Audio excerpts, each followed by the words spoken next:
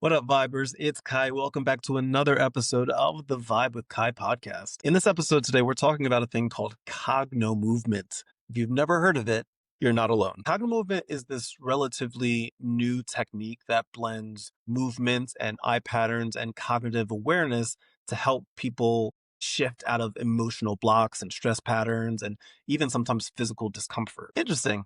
Right? Really interesting. So here's the thing. I wanted to find out more. So I invited the founder of Cognomovement, Bill McKenna, onto my podcast. He was available, and so he came on and he breaks Cognomovement down. In this episode, we explore what Cognomovement is, where it came from, what it's trying to do. More importantly, though, we dig into the big questions and the skepticism surrounding Cognomovement. Because let's be real, when something sounds a little unconventional, we want to know if there's real substance behind it. So my approach to this episode was to be curious and to ask questions and to hopefully give you enough information so you can decide if this is something that you want to explore. So if you're somebody that loves to learn about new tools and brain science, or you just enjoy hearing about alternative wellness methods, then this conversation is for you, my friend. As you get through this episode, if you enjoy it, please make sure that you like and subscribe and leave a review and leave a comment. That way it spreads the word about my podcast, which helps reach more people like you and I. Okay, with that said, let's dive in. Here is my chat with Bill McKenna.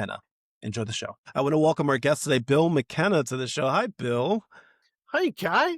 I'm Thanks. so happy to have you here. We were talking beforehand about how you reside in San Diego, and a lot of people that listen to my podcast, they know that I came very close to moving to San Diego. So it's nice to speak with another San Diego person. We'll get it. We're going to get you out here eventually.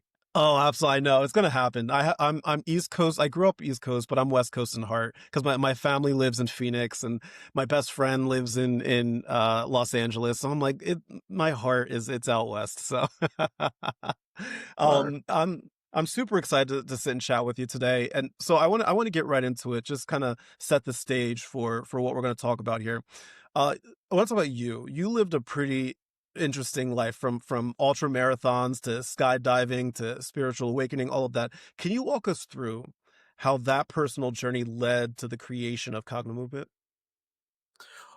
Oh gosh. That's well, I'll just real quick Yeah. because I don't want to spend too much time. I want to spend it on things that really matter to your audience and give them the good tips.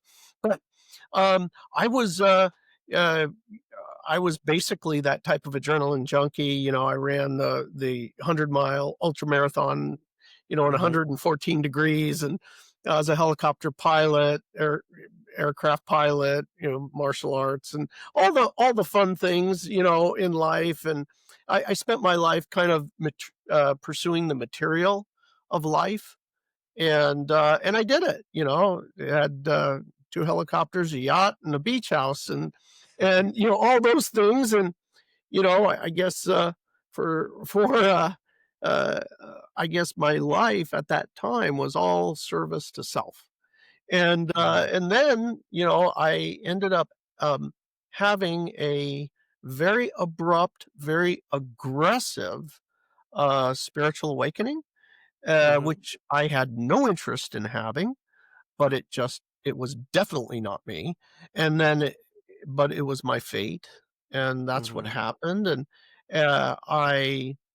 I went through a process where I didn't plan it. It happened. It kicked off with forgiveness. There was some Hmm. things that started coming about where I was able to start forgiving, Hmm. and with that, um, I I basically went through a change, and uh, helping others became really just as much as I was obsessed with helping myself. you Yeah. know, my desire to help others Hmm. emerged, Yeah. and anyway, studied a lot of different things, and had a lot of information come my way, and teachers of all kinds, Hmm. uh, and a wonderful kind of a coincidence happened where my business partner Liz Larson came in, and we got together and created Cogno Movement.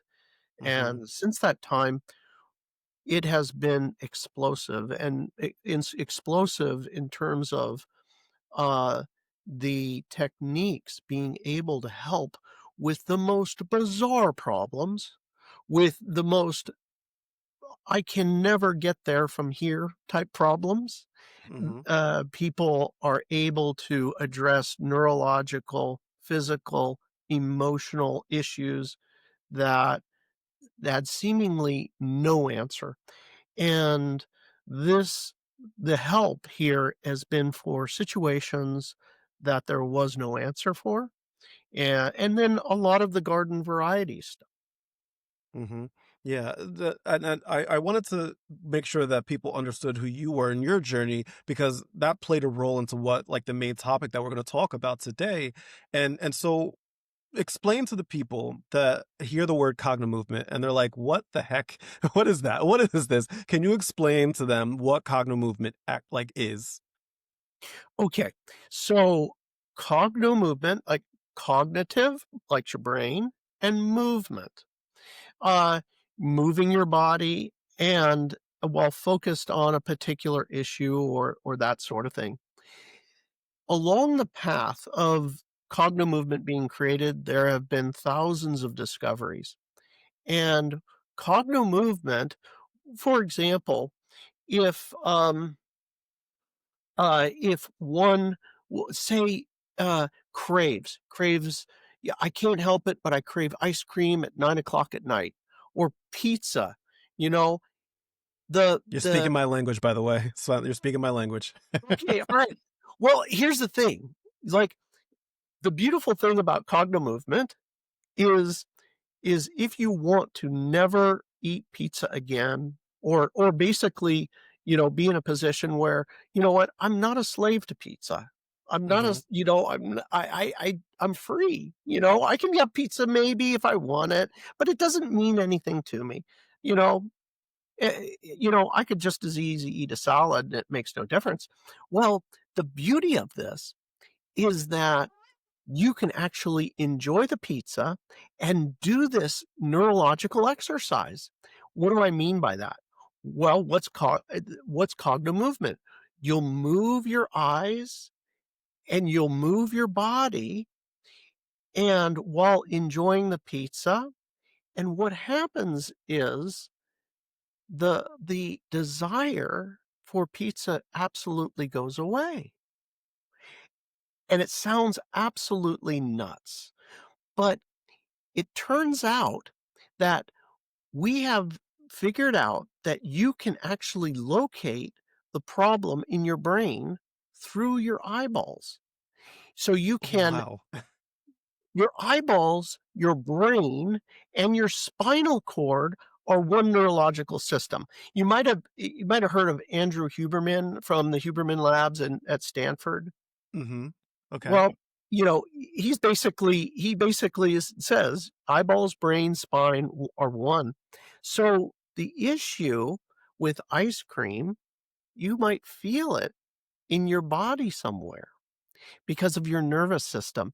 And the glitch, if you will, can be located through your eyes. When this glitch is resolved, or the information starts to move in your brain, all of a sudden it's like, I don't care about I just don't care about it. And it will actually even change its taste. The thing is that like Coca-Cola will start to taste like metal. And you're like, no, I don't want that. It doesn't even taste good. It doesn't really matter what it is, but this is an example of how cogno movement is utilized. It is utilized to, like, if you've had a brain injury, like you had a concussion and you got brain fog, or you can't focus, or these sorts of things. You know, um, you might have experienced a bad breakup.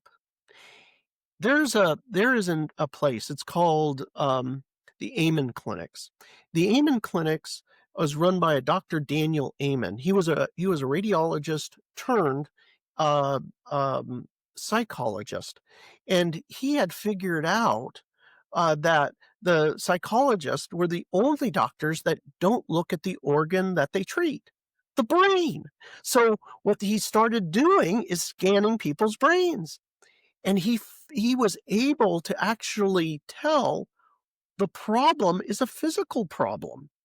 So so my point of saying this is that he was, responsible of finding out that a physical injury, like getting knocked out, the same as a bad breakup. You literally it's like you got punched in the head. If you wonder why you're obviously crying a lot, or you're depressed, or you're foggy, or can't figure things out, or your life collapses, it's just like a brain injury, because it is a brain injury. Right. Now having said that, it'll express itself in many different ways because your brain is not fully online, and you can easily get it back online, and it's done physically. Like, "What do you mean?" "Well, I need some drugs for that or something." No. Going back to Stanford, your eyeballs and your brain and your spine are one. If we can get your eyes moving, it physically exercises your brain. You can attack the problem from 2 directions. If you have lower lower spine pain or pain in your neck, you'll also have a glitch in your eyes. When you resolve the glitch in your neck with your eyes, it changes your brain. You're attacking the brain from 2 different angles, and that is what Cognomovement does. We we have a very interesting body. Hmm. Liz and myself, like to say, "Your body will express for you the emotion you cannot process." And it has a very particular language. Like the base of your spine, if you have financial problems, you might have very low back pain. If you have problems in with a um, relationships that are blood related, like a family member, an offspring, a wife, somebody you had a baby with, it'll be adjacent your belly button. If you have problems on with your spine adjacent your solar plexus, you might have problems around control and work. Your heart behind there, you might find it's not okay to love, or your neck, you might have problems expressing yourself. Anyway, the point is the spine and the brain are one, and what we can utilize those in conjunction with each other to resolve that place. And when it resolves and the brain comes online, you can imagine outrageous things that seem never possible. Like, I've always been in the same cycle of relationships. I seem to always get used, and the people are always treating me this way. Well, there's a neurological pattern, and you can resolve it. It's easily done once you know how. It's kinda like child's play. Once you realize how to do it.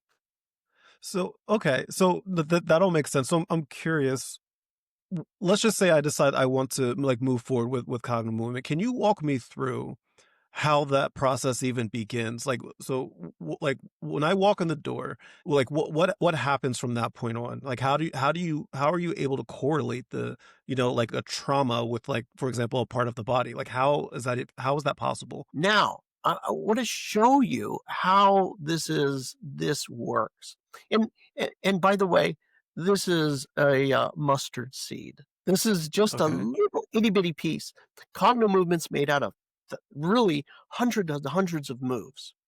But I'll show you something, and the first thing I want you to do is, if you can, do you have somebody, like a person or pet that you love so much?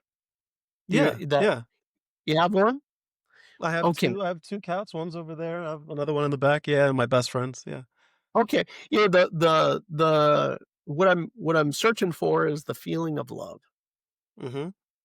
Okay? If you could just think about them and feel that love for them, Mhm. when you have love, then, there's not a lot of resistance. So, but you need to actually feel it. It can't be makeup, making it up. You have to feel it. You have to feel the love. So, tell me when you can feel it for whoever, Mhm. doesn't matter who, as long as you feel it.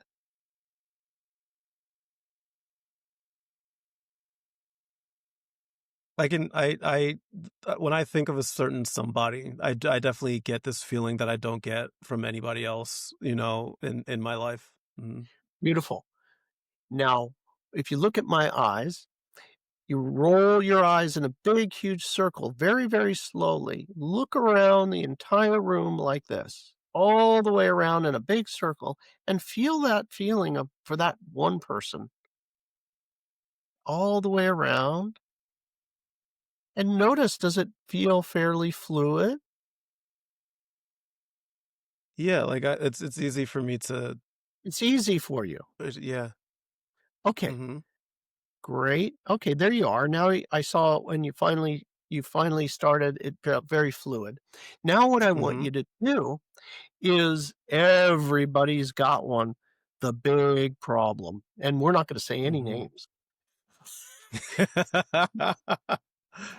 I already have one in mind. I already You have one in my head.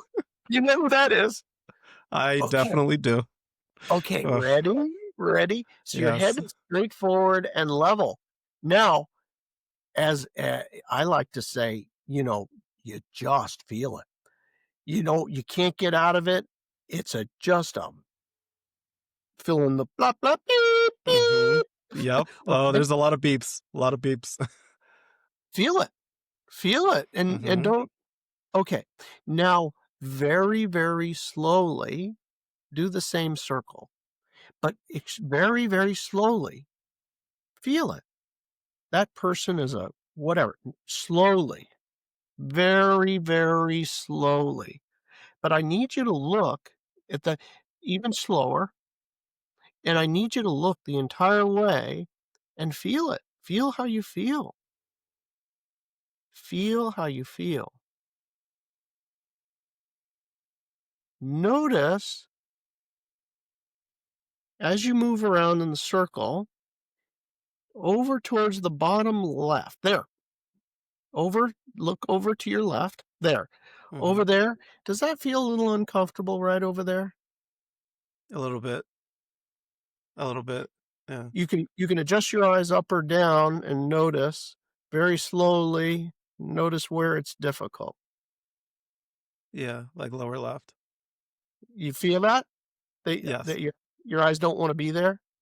Yeah. Yeah. It's like wanting to push away. Yeah. Okay. Notice that wasn't there when you were in a feeling of love. There's neurological resistance in your system. Mhm. There's a connection that is just literal. We know it's voltage. The definition of your neurological system is the carrier of an electrical charge. That's what it does. It's, the nervous system creates a little electrical charge, beep, beep. Right. Yeah. And and and notice you also feel this somewhere in your body about this person or situation, correct? Yes. Yes. And where do you feel that? I feel right here. Like right like anytime I think of it like that person, it's right here. It's like a It's oh, like right around here for sure. right around there. Okay.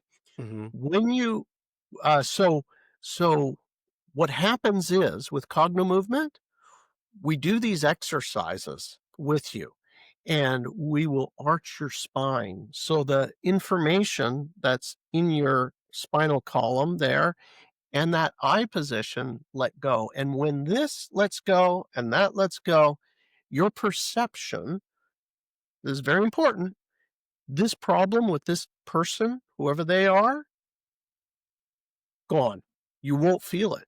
It's just like I don't feel it, or I see their perspective, or it means nothing to me. And that seems absolutely from this position that we're sitting in right here, right now, right today, absolute impossibility, right? That Mhm. things that I'm talking about, you're probably you don't understand. You know what I mean? Well, no, I get it, like, but I mean, luckily, my issues with this person, like, it's been years of therapy that I've learned how to process it in a healthy way, so, like, Yeah. luckily, like, that feeling is still there, but it doesn't bother me as much as it did, like, back in the day for sure. 'Cause Okay. I used to break down. Mhm, Okay. All right. mhm. So we're gonna ever give everybody a gift today, and they're gonna learn a technique which they have never learned before, and you're gonna be the person to show them. Okay? Okay, Ready? I All am right. ready. That person, you feel it in in your solar plexus area. Put your eyes down into that position. Mhm. Now, notice in your eye, either your left eye or your right eye, or around one of your eyes, there is a point of resistance. It feels like Yes, there's a tension. like, right Point to, here, okay, so show me where it is again. like, right like, around here. Right over there on the left side. I want you to touch the exact opposite and create a sensation on the bridge of the nose on the opposite, not there, Oh, the this side. opposite there. Keep the eyes in the position, head is forward, eyes are in the position, create a little sensation, and then move to the other side. Move to the other side with your finger. Keep the eyes drilled into that position, and you're creating a little sensation there. Notice it'll let go, and you could Yes, I do stop. notice that. It let go. Notice I your do notice that. eyeballs. Okay, notice your eyeballs Yeah. go farther now. Go put your Yes, eyes. they definitely go it felt like I can if I was stretching, I felt like I can stretch my arms, like, further now, like, but it's my eye now, yeah, without the same type of resistance. There Yeah, we go. Okay, alright. Roll your eyes, find the next spot your eyes don't wanna be, and feel the aggravation with this person, but you go to the extremes all the way around and find the place your eyes don't wanna be. like, right here, right There you here. go. And where's the tension now? It's, like, right here from on this side. Beautiful. Go to the opposite side, the opposite eye. Now create a little sensation there. Keep your eyes drilled in, feel it in your solar plexus, and now go to the opposite side. Go to the there you go. There you go. Keep the eyes drilled over. And for the audience, notice how the eye over on that side is going further. The head's turning too, but Oh, yeah. notice what there you go. Oh, there you go. Okay. And that's about good enough. Can you feel it's released? I can, yes. Okay. So drill your eyes over now, over that there. Oh, see, look, that's Mhm. farther. You feel that? Yeah, I do. Mhm, All I right. do. And notice your solar plexus now. Mhm, yes. Is it is it in the same identical position or is it changed? No, no, I it's like it feels like it's dispersed. It's like the thought is still there, but, like, it's just dispersed, like, it's evenly dispersed, so it's not focused in one area. Okay. So that was just a really quick sample of Mhm. your eyes, your brain, your spinal cord all working together. And here it is, just in those couple little moves there, all of a sudden, bingo, it's starting to move. And when you got it on the move, you got it on the run. And you just keep doing it, and boom, it'll move through. But there's so much more to this. But that was Mhm. a nice sample of how cognitive movement works. Right. Right. So I can't help but ask because I know there's going to be people that are hearing this for the first time that are like, okay, this seems too good to be true, right? How would you respond to those people? Because they'll probably be like, that seems too easy to get rid of that feeling that I have. Like, there's what's the catch? Um, so there's literally many, many different moves that come at it from many different points of view because everybody's nervous system, it's like kung fu fighting. You know, Hmm. people are, it Yeah. resists like, no, I ain't giving it up. No, that person did me wrong, and it doesn't want to give it up. So you have to come at it from different facets. Like it's a diamond, and you come at it from this way and that way, and ultimately it'll release. I know, by the way, it does sound too good to be true. The word miraculous is always thrown around because people are like, there's no possible way that this could ever be better. But all it is your natural ability. You have a very natural ability for your nervous system to process or release. But the reason that it seems impossible is we all do the same thing every day. And what do I mean by that? What I mean is if you carefully observe a person, you know how they stand and you know what eye positions they're always in. Kai, would you ever in a million years put your eyes hard over to the right and think about this person? The answer is no, because it would be like, that's uncomfortable. If I ever thought about them and I put my eyes there, it's like, no, no. So Hmm. the cycle continues to run. It's a circuit within the brain and it's self-affirming. There's no way out, it feels like, because I'm running a cycle. I think this, they say that, I do this, I feel this way. It's just over and over like that. Right. But everywhere we look is a different part of our brain. And a perfect example of this is if I came on the show and you saw me looking like this, what might you think about me if I was just had this eye position? Oh, you look down, like you look sad. Even a child knows this, you Yeah. know? If you're looking down, they're sad. Hmm. Well, for all of us, we're all doing this looking down. And why are we doing it? Because we're checking our phones. Turns out we have research from the National Institutes of Health that looking down cuts off oxytocin, the connection molecule, the chemicals. The Hmm. serotonin gets cut off. And and since the advent of the iPhone back in 2007, I think, all the way through today, there is a corresponding a perfect, nearly perfect one-to-one correlation of depression and anxiety because we're utilizing physically that part of the brain. It's physical. You're looking down. All of us do this. Well, that those are things around, depression and anxiety, but we also do this in our own way. If you observe somebody, they'll look the same way and tell the same story. Yeah, they did this. You did that. Or I'm so excited. I'm so excited with that. They'll do that. That is their neurological pathway. So Hmm. by doing these exercises, you're literally getting parts of the brain to run, which causes changes to the real system that's governing everything.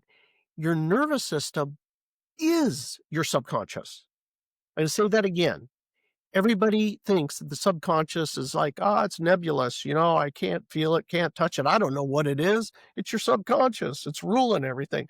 Well, it's your nervous system. Your nervous system creates a feeling like you had in your solar plexus, and then I think a thought equal to that, and then I'll act that way too. This So is Go ahead. I'm sorry. Go ahead. Mhm. No, no, that's go ahead. No, I'm this is fascinating to me. I'm curious. So, like, is this something that should be paired with therapy? Like, say you're trying to navigate a trauma in your life, and you're just trying to learn how to process these emotions that you may not have ever processed before, at least in a healthy way, or you may have resorted to some unhealthy coping mechanisms, whatever it may be. But there's a trauma in your life that has happened, and you go to therapy for it, or maybe like you have ADHD or anxiety, depression, and you're learning how to manage those waters as well. Is this something that should be paired with therapy to get a full uh I guess journey, like mental health journey for you, or is this something that just you just do on your own? So, we have a lot of doctors and therapists, psychotherapists, nurse psychiatrists, a host of therapists around the world that have been trained in Cogno movement, and they utilize it in their practices. Now, Mhm, there are many ways to go. There is a self help program, which is very basic exercises. They're basically going to get your all of your brain working through these different movements. And there's that. There's also the pathway to become a practitioner yourself. You don't have to be a therapist to be a cognitive movement practitioner. Um, and and there's also practitioners you can find that are on the website as well. But it is um, Dr. Daniel Amen of the Amen Clinics, the one that did the brain scan. He is a big proponent of there's the not illusion, but misconception that a lot of these um, behavioral issues are simply that they're behavioral issues. And what his point of view is that really it's a physical issue. If you can get the physical brain right, you know, through things like cogno movement or the appropriate nutrients, the absence of certain contaminants or infections, those sorts of things, that these behavioral things go away. And I'll give you an example. I had a kid. This kid is now 20 years old. This kid at 6 years old decided to do a backflip into the pool, and he hit the back of his head on the pool. Now, all of his life for the past, how many ever years since he's now 20, it's been behavioral issues. They said that he had oppositional defiance disorder, where, you tell him, "Hey, go get your homework done." It's you know, it, everything is against authority. Or he had road rage. When he got to the age of driving, he was good to go. He was mhm. he was always getting in fights and cutting people off, and you're getting out of the car and it's on. He's a Yeah, big boy. So yeah. anyway, he started doing the work. And all he did was the physical work of getting his brain running, and he like, that little bit of a glitch you had, he had big ones. Mhm. But he got it all running, and the road rage went away. He's like, and it was so funny how the universe works. The week after I worked with him, the very first session, he came back the following week and said, "You know, the driving is not a problem anymore. I don't feel any anger." And I got flipped off 2 times. 2 different people flipped him off, and he looked over at him, he was like, "Oh, I guess they have a problem today. They're having a bad day." It was like, "Oh my god," completely foreign. And So all he and did was Cogno movement, and then a week later he was fine. correct. The road rage was just a thing of the past. And by the way, I got to be fair about this. I was working with him as the practitioner, and he had this tension, he said, was in his right chest and shoulder, and it had been there, he says, all my life. And if I could just get rid of this, this tension over here. And we did this little thing where we get rid of the tension, and it had to do with an eye position. So part of it, that spine, getting rid of the tension, and the part of the brain to get back online. And that was it. The importance of what I'm saying here, and this is really of super big value, nobody knows this. It should be taught in first grade. In order for us to have a negative thought or feeling, we must have a corresponding tension in our body. His tension, his whole life, his anger was held here. And when that released, because that part of the brain got online, that was it. So, for all of you that are suffering, if you simply relax your body, you will, and every micro tension, all it takes to have a negative feeling is that, could be just that, just a little bit of that. That will keep a negative feeling in place. You have to relax your whole body, and you'll find that the bad feelings go away. Now, this is a temporary solution. I call it a Band-Aid. Cogno movement being the cure, where your body really relaxes. But that is a phenomenon that is part of being human. So okay, so a lot of my audience are diagnosed ADHD, like a lot of them. How how can how can this help for people like me who are diagnosed late in life ADHD? Is it something that like if I were to do these movements for a week, it would change my life in regards to ADHD as well? Okay, so this is a really good question. And the first thing here is that cognitive movement does not treat or cure or diagnose any named disease, Mhm. physical or emotional. However, what it will do is it will build mental acuity, and it will build athletic performance. It'll cause you to relax.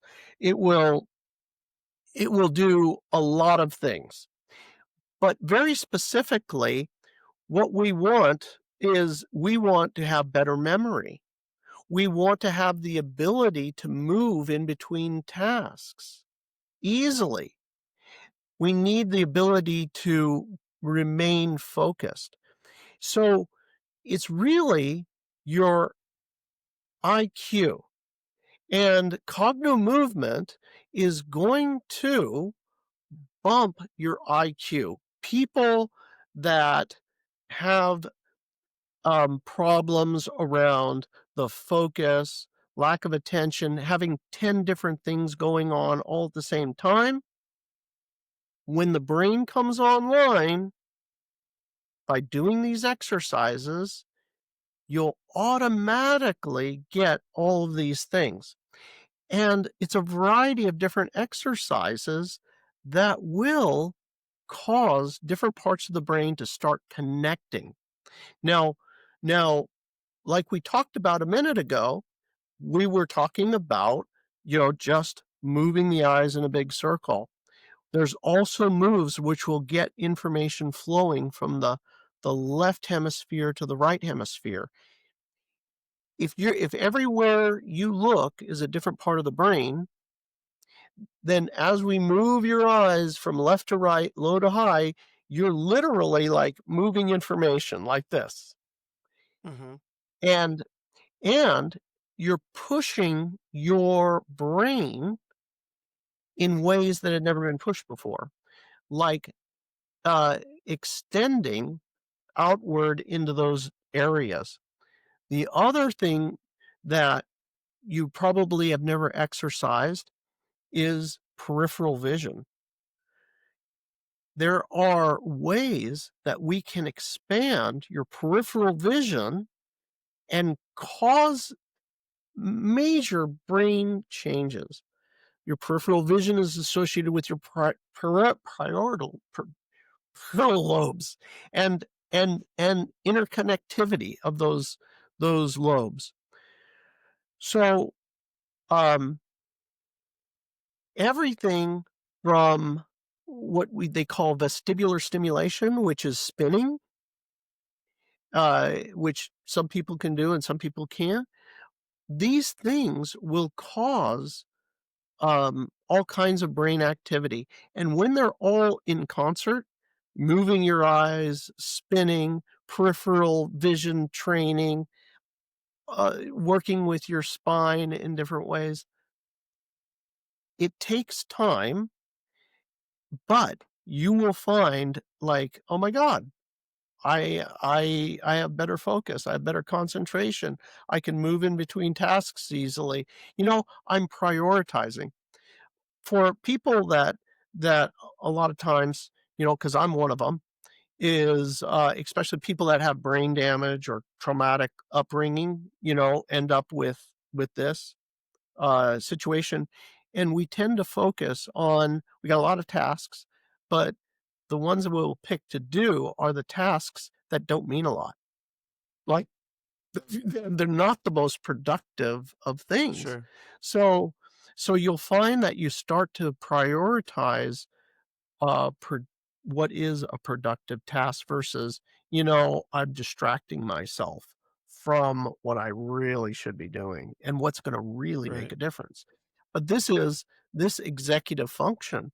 And for guys, the whole football thing, or, all the action sports you like to do damages, this executive function part of the brain. Mhm. Why isn't this a more widely accepted focus? So, like, because it sounds like it works, but why isn't this something that is, uh, offered or talked about as much as maybe you think it should be? Like, what's holding it back? I'll tell you what was holding it back that recently changed. And the thing was, Liz Larson and myself, we were like doing things and we were like, oh my God, it's a miracle. This person is now able to, fill in the blank. And we were like trying to tell people, believe me, I swear, I look right here, we just did it. But the thing that recently changed is AI. So we didn't have real research is very expensive. To get a funded research project, you need to have a lot of money. That's a whole subject in and of itself. But, we have all of these different Cogno movement moves that we do. And, uh, and, and what ended up happening is we utilized a deep research function in AI and we asked, okay, here's 20 Cogno movement moves, and here is IQ. I want you to find out, and this was a question. We knew it was happening, but was there any research to back it up? Unbelievable. For example, IQ. We ran the deep research. It got from the National Institutes of Health and exact the moves that we do, it showed like outrageous bumps in IQ. Like like anything greater than a 10-point jump in IQ is considered clinically significant and evidence of a permanent change. There's in different aspects, they call them subdomains of IQ, but in different aspects like memory or focus or different things. It's like 20, 30, 35, jumps in IQ. Outrageous. But it's not just IQ. All of these different things that we had seen, we now have research for. So so we from the National Institutes of Health, from PubMed, so on and so forth, it's on our website under the research tab, and this has changed the complexion of it, and that's, obviously, AI is fairly new, and, we're able to put that together all recently. So I really feel we're on the cusp of before, it was, "Please believe me," and now we don't have to do that anymore. We have the National Institutes of Health, published peer-reviewed research from, Hopkins, Harvard, Stanford, all these major institutions that, we can never do it on our own. Are there any plans, like, as this continues to catch on and more people are aware of it, do you know of any plans for any potential, like, large scale independent trials on Cogno movement? Just out of curiosity, because the one thing that I feel like would be missing from AI trials or AI research, which you might have taken into account, I'm sure, but is nuance here, like the human context and nuance for each individual person, as it's done on like an actual human being. Are there any plans for like an eventual independent trial with people?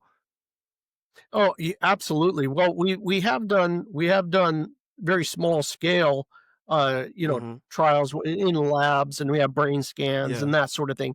But what we did with these National Institutes of Health published peer reviewed studies are on humans. For the actual moves, each one, like for example, spinning. I had I had no idea. We were been spinning for years, as part of many of the moves, and but I had no idea that it'll jump your memory. Memory. Who would have thought? I never would have thought that it would help your IQ spinning. Anyway, Hmm. um, my my point is, absolutely, we are planning to do, as finances, play out. We have started Sure. uh, we haven't gotten the, federal approval yet, but we're starting a Cogno Movement Foundation as well, so Hmm. that we can get donations for, research, and Yeah. people who wanna research, they can fund it and donate to it and Yeah. research independently of us. But, Right. Right. yeah, yeah. Hmm. Yeah.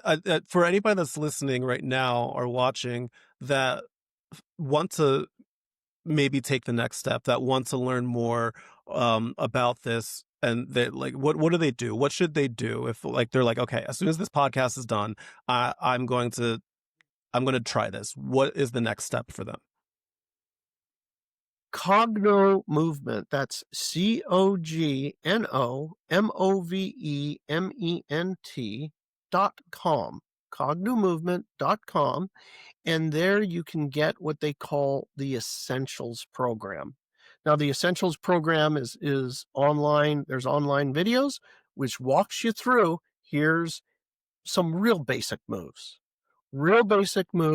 and you also get a couple of balls, colorful balls, because there's Hmm. there's these aspects of your brain that see colors and symbols, and we utilize those to do these exercises. You get a few balls, and you get the video exercises. That's really step one in the process. And you can also work directly with a practitioner globally. I take clients, so does Liz, and the Hmm. as well as the all the practitioners we have on the practitioner site. Amazing. Yeah. So, for anybody that's watching or listening right now that wants to go learn more about this, I'm going to include Bill's link that he was just talking about, cognomovement.com, in the description of this podcast. So all you have to do is click. That way, you are able to learn more and see if this is something that would help. That would help you. Potentially, because I find this fascinating. Like, this is, I felt like, as I was doing my research on this, I was like, this is really, really interesting. And I'm really curious to see like where it goes from here, especially if the awareness continues to grow and more people try it, and there are, more people that are like, okay, yeah, let's spread the word about this, and all. So I'm really interested to see where it goes. The one question I always like to ask everybody at the end is, if someone is listening right now, what's the last thing or what's the one thing that you want them to take from this conversation that we had today? There's a there is a war going on inside of everybody you meet. You just don't know what that is. And Hmm. so, having some compassion for them, that would be the first thing. And the second thing is for you. You don't need to suffer. Liz Larson wrote a book, Suffering is Optional. That sounds outrageous until you learn about the techniques and you can end your suffering. As a matter of fact, that book is on the website. You can download it for free and share it with everybody. It is a real truth. If we would have continued with Kai and continued to do the exercises, that feeling in his solar plexus would have continued to dissipate. It would have moved through his body or maybe out where you felt it go down his legs or arms. And strangely enough, I know that sounds weird, but the brain would start to fire and a whole new world would emerge and the suffering would go away.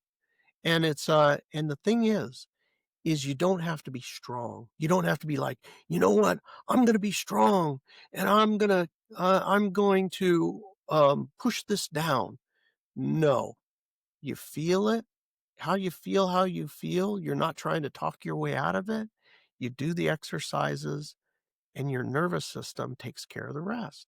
So, I just wanna, that book, Suffering is Optional, and, it doesn't have to be that way for you.